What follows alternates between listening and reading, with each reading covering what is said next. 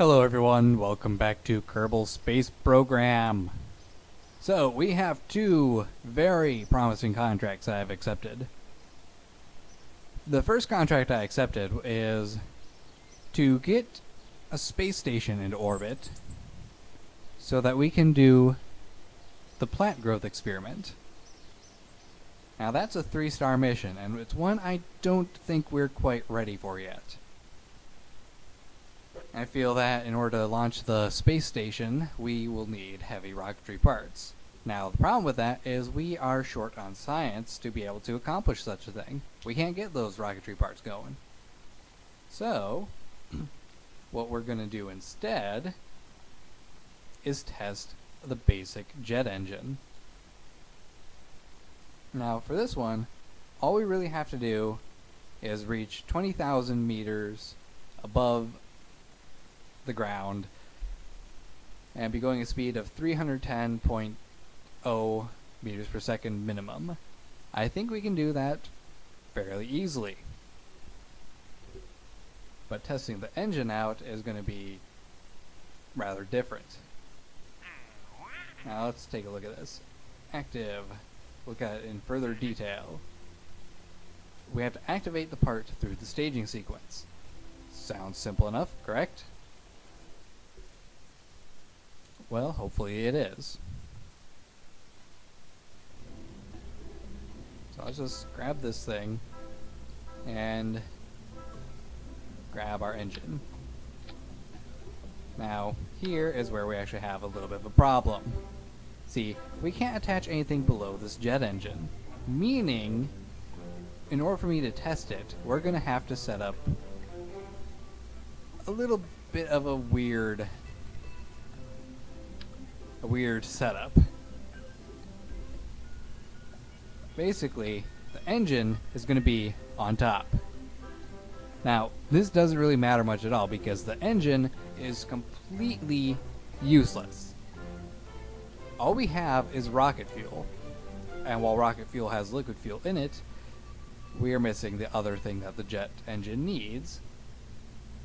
We don't have any air intake, meaning the jet engine is not going to be functioning no matter what we do.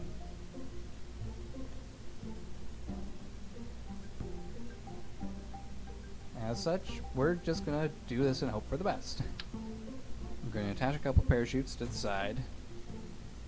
Hopefully they will cushion the fall enough that this will not explode.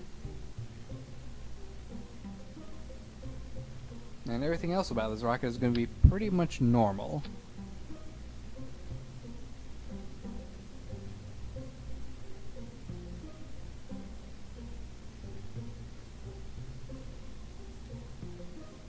Let's see. Perhaps not quite as normal as you would expect. Let's try to make this a little more interesting. We have a small amount of budget to play around with.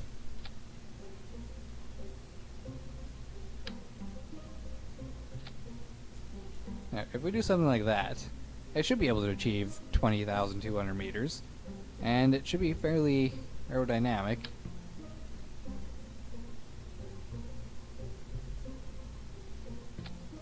Don't mind the fact that this makes it just look more like a missile than anything else.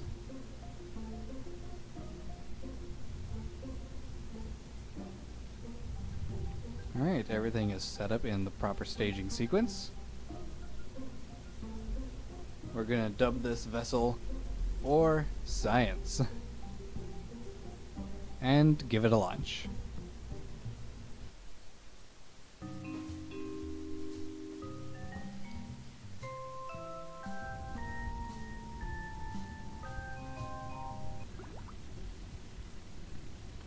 Okie dokie, Jebediah, are you ready for this crazy experimental flight? Yeah, you look really ready. Alright, let us launch this thing.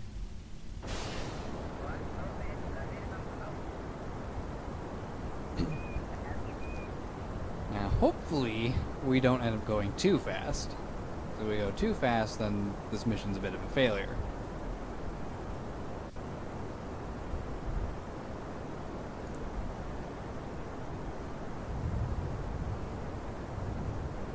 perhaps I should just skip ahead to when we actually are at the proper height and hopefully the proper speed. Sound good? I think it sounds good. Alright. Got it. It should... Yep, we did it. Hooray! Glad that's over with, and we get a huge chunk of science.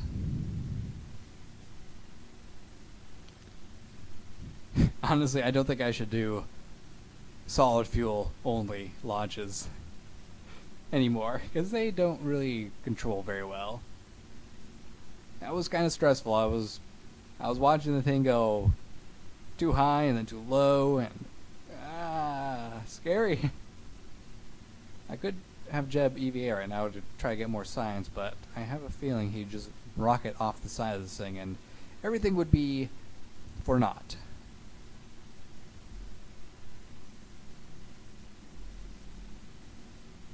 I wonder how this thing goes without any... Yeah, I kind of figured the engine would drag it down first. Ah well. See you back in the VAB. Alrighty then. We have enough science to unlock heavy rocketry, which will give us the big solid fuel booster, a couple different Rockomax size engines, and fuel tanks to go with them. And this will most likely be good enough for us to achieve orbit with our new space station.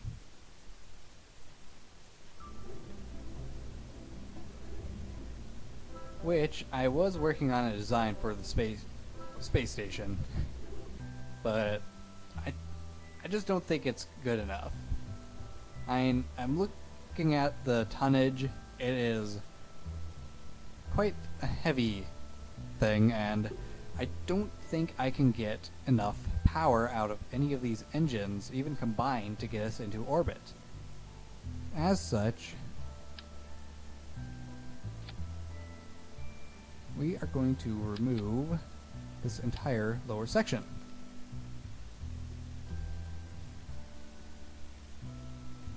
And get rid of that too. Now instead, we are going to go with big old Rockomax brand fuel tanks with the skipper engine to shove it up there. Now, I'm hoping this will be good enough. I mean, it provides a max thrust of 650, which 3 of these give slightly more thrust, but not a huge amount. But the problem with these is that they do not gimbal, which means less control. This one, it actually does gimbal, which means we can have more control over our flight. Next, we will have these on the side as well, which should give us a huge amount of thrust. Let's see,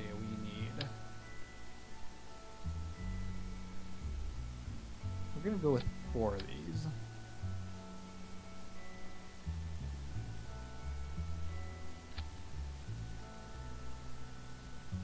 I think. Actually, no, that increases our tonnage far beyond what we can have.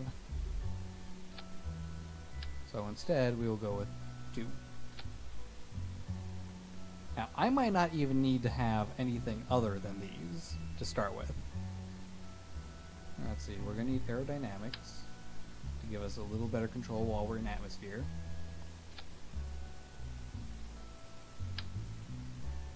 Nose cones on.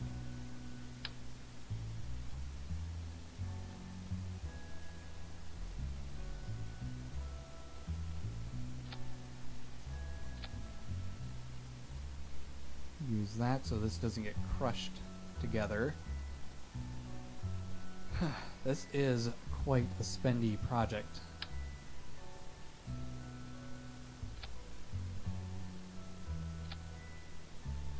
But it will be well worth it in terms of science and future science, along with money, because this is going to give us a lot of money.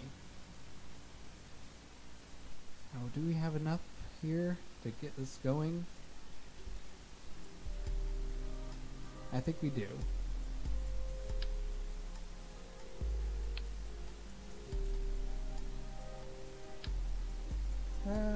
Squish. No, come here. It's squished. Okay.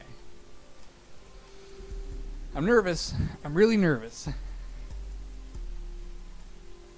Let's see. Rockomax engine. We'll put that here. This needs to go here. See, I don't know if this is going to be... Maybe I should activate the engine with the initial launch and just throttle it up. Yeah, I think we'll do it that way. Everything else looks like it's still in order. Okay, let's give this a quick save. And let's get our crew together. We're not going to have Jeb. Instead, we're going to have Bardorf. Bill's going to stay behind. And we will have Cammond. This gives us 3 scientists, which is required for the space station to be fully functional. And a pilot who can help study the space station in the future if I need to add any more modules. Or bring other experiments up to attach to the side. Which won't be happening for a while because I need to get RCS and control blocks in order to dock more efficiently.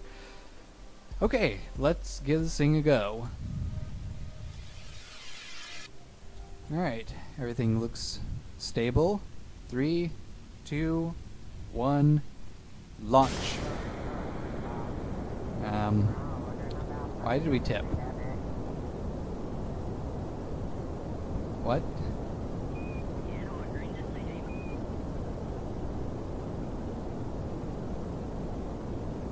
I'm quite confused. Let's retry that. Alright. Relaunching, this time with some stabilizers. 3, 2, 1, launch. Much better. And provided everything goes smoothly, I will see you once we achieve orbit height.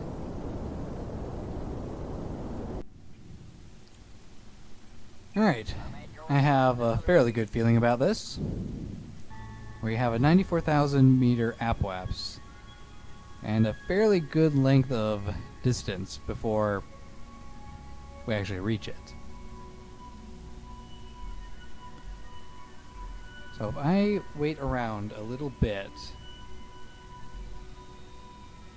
we'll probably, hopefully, maybe actually get some stuff taken care of. Get into orbit. That's what I mean. Oh god, I hope we get into orbit. This would be really, really, really beneficial for us if we do.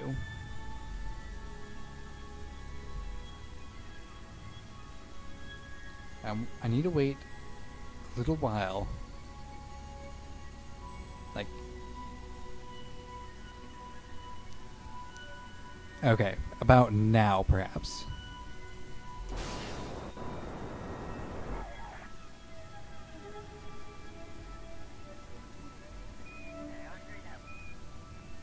Let's try to not raise the apoapse any further than it is already.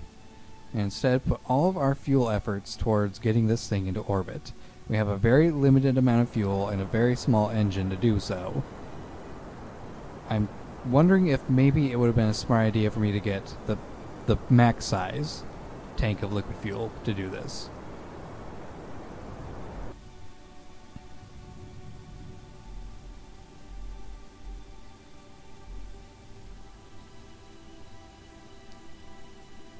We might squeeze it out. Just barely.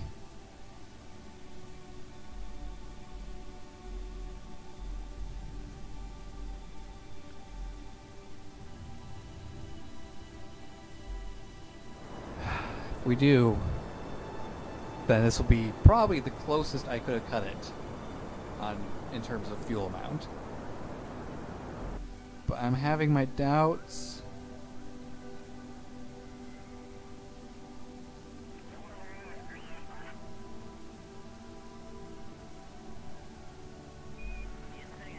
I'm out of fuel. Okay, that's fine. I do have fuel here.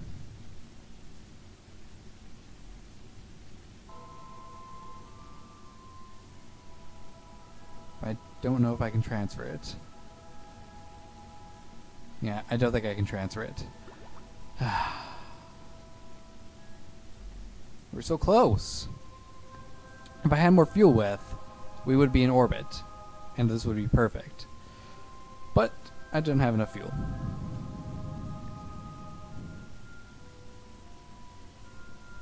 Let's retry this then. Okay, so all I've really done now is change it so that we have twice as much fuel in this upper stage. It should be able to achieve the same level of orbit. Maybe a little bit lower because of the extra weight, but it should be close to the same thing. And if everything goes well, I'll see you in space. Alright, so we're close to that 90,000 apoapsis mark again. Let's ditch this fuel tank. Get yelled at by my cat. I think she might have an empty food bowl. Don't worry, Katie, I'll get there in a minute. And if we go for around the same height as we did before, the 85,000 meter mark, then we should be able to achieve orbit a lot more confidently this time. Now my cat's doing naughty kitty things. Very naughty kitty.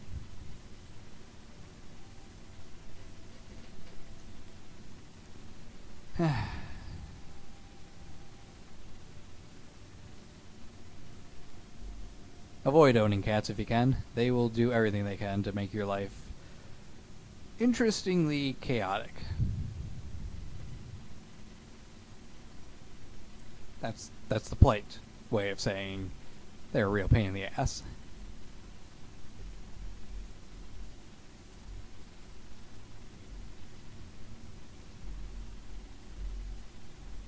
Okay, almost there.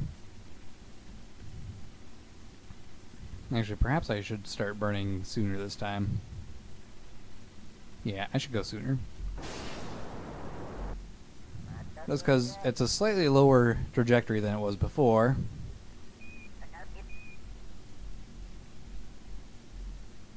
And we're going at a much higher rate of speed than we were before. I'm going too low.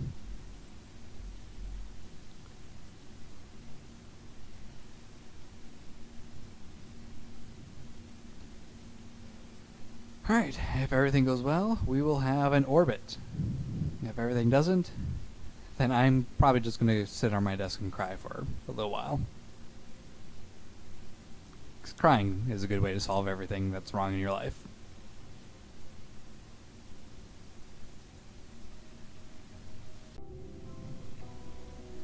Got about a quarter of a tank left. And hey, we have a periapse. Hooray! Now we just need this periapse to get a lot higher.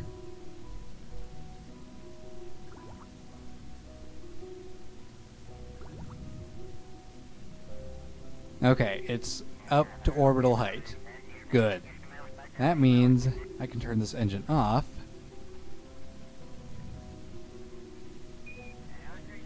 That was my cat doing. Jeez. Anyway, with that engine off, I can now eject this thing. Let's see, everything is set up. Good. Get that out of here. I can head back to Kerbal while we sail off and start the experiment. Alright, so experiment has started. My cat is playing with something that probably shouldn't be playing with, really. We are generating 1 eureka per hour. The lights are on, I believe. I think my cat just grabbed a pen and ran off with it. Cats are so weird. Anyway, Cammond, you are going to be the lucky Kerman that we volunteer to take a step outside and be the first Kerman to do a spacewalk. Not really a spacewalk, because I'm not going to have you let go, because I just want you to get some science, keep the data, and climb back aboard.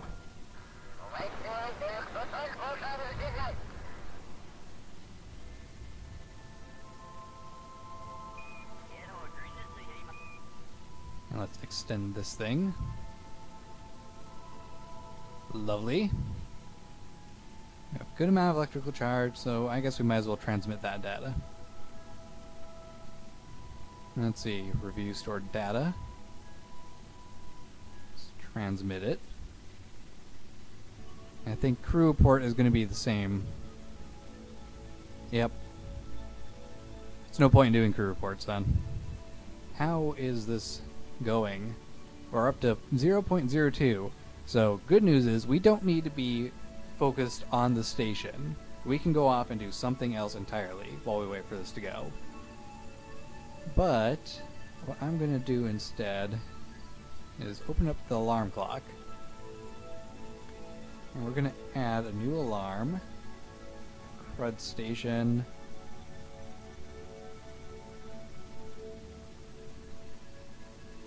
Let's see.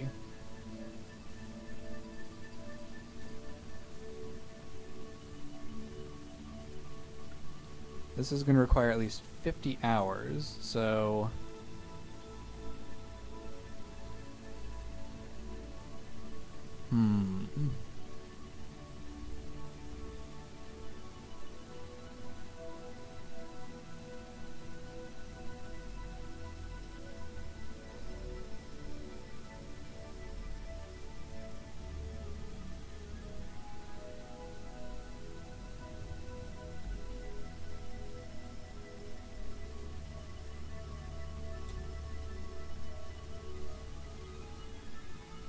I wonder, would it be in-game time? Because if it's in-game time, then this is going to be a lot different.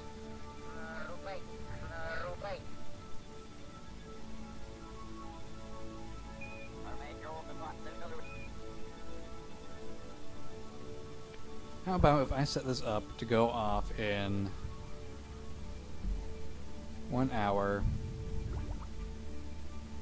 and 33 seconds? And new alarm.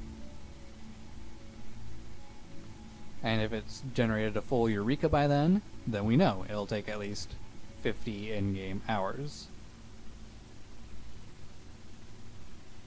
Actually, it probably would be real-life hours, wouldn't it?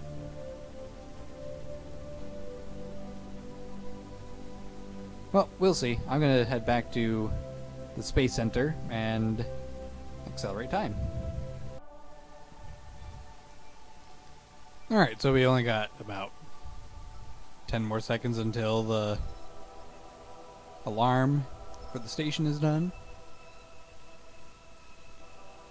And we will see if it's generated any Eurekas while we've been waiting.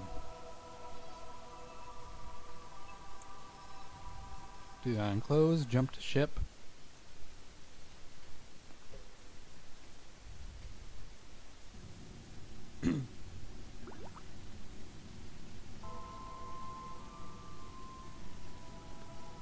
Okie dokie. So, total Eurekas? Only one. Oh boy.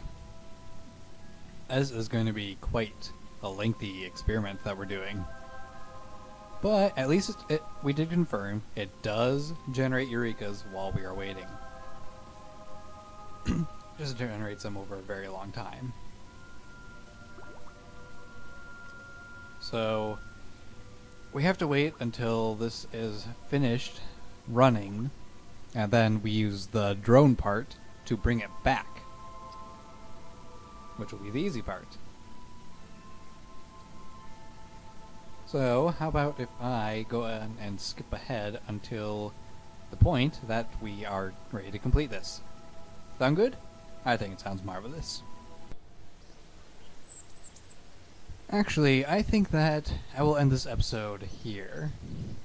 Leave it with a cliffhanger. Will I successfully complete the mission and retrieve all the scientific data that I can get out of this thing? Who knows? Find out in the next episode. I'll see you guys later. Take care and goodbye.